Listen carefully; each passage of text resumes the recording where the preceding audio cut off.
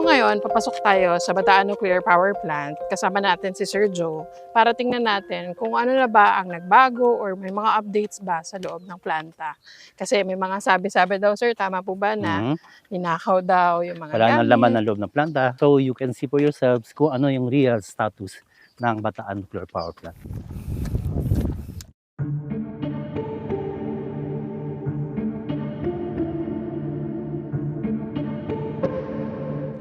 Meters above sea level sa 389-hectare na lupa sa Nampot Point, Morong Bataan.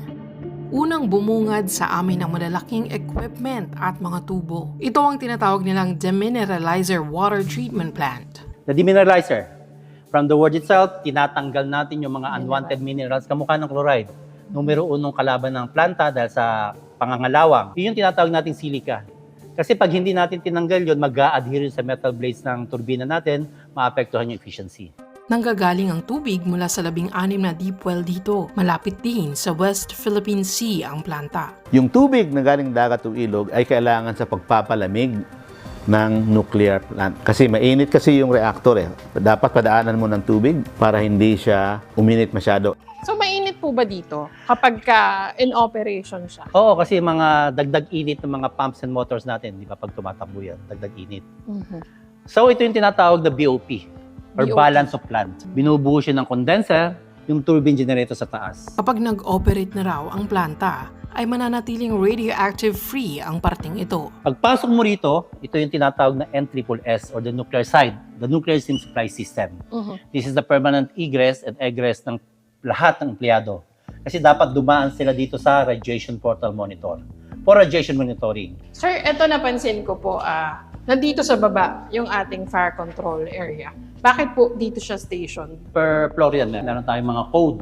K3, meaning control room building, elevation 3, hallway 2.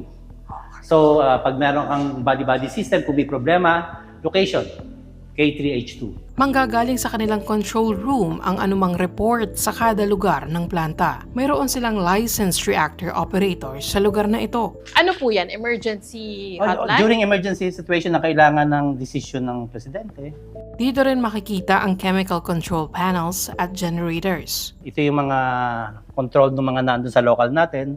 Pag nagkaroon ng problema, yung system, mag-aalarma siya. Then meron tayong mga local operators. Sa ikatlong palapag ay makikita naman ang electrical room. Ito yung AOR or Area of Responsibility ng mga electrical engineers natin. Control of switches, breakers, fuses, transformers, and other safety-related equipment. Kapansin-pansin din ang mga uri ng carbon steel o bakal na ginagamit rito. Kasi nga yung sinasabi nung iba na ninakaw niya yung laman ng planta and surplus yung mga nilagay natin, di ba? Parang kakakabit lang siya. Yes. Almost 40 years nang nakatayo yung planta pero tingnan niyo yung quality.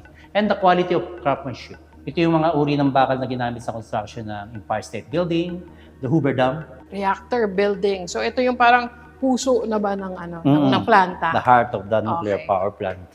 Sa reactor building nakalagay ang reactor vessel. Dito nangyayari ang pinaka-crucial na operasyon ng planta, ang pagpuproduce ng init o steam. Ang atomic structure kasi, ang pinaka-center ay yung nucleus. Nandun yung protons, saka neutrons, saka yung electrons. Electrons muna sa labas eh. Energy nang gagaling sa nucleus, it's 4 million times than fossil fuel. Sayang naman pag hindi mo gagamitin yung ganong kalaking energy. Sa isang nuclear power plant, uranium ang ginagamit na kemikal para makapag-produce ng init ng mas mabilis. So doon mangyayari ngayon yung mag-i-split ka ng uranium. Okay? Ang gagawin mo, isang neutron ka, taman uranium, Ano ba yung fission na tinatawag? yan ang fission. Pag nag-split siya sa dalawang atoms, may tatlong neutrons din. May 3 neutrons ka, kung may mga uranium ka, baka tamaan din yon.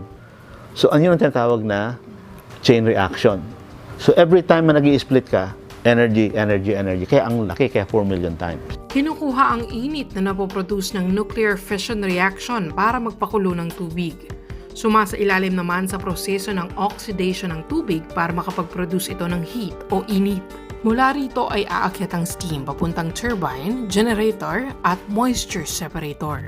Left and right, yun yung moisture separator, para yung unused steam na hindi nagamit para mapaikot yung metal blades ng turbina, then makapag-generate ng electricity, is bababa sa condenser, magiging tubig, i-recycle to steam again. Dito ay masusunod ang konsepto ng conversion ng mechanical to electrical energy. Ang steam kasi ang magpapaikot sa mga turbina. Tsaka ito mako-convert to energy na dadaloy sa mga kable at poste papunta sa mga kabahayan.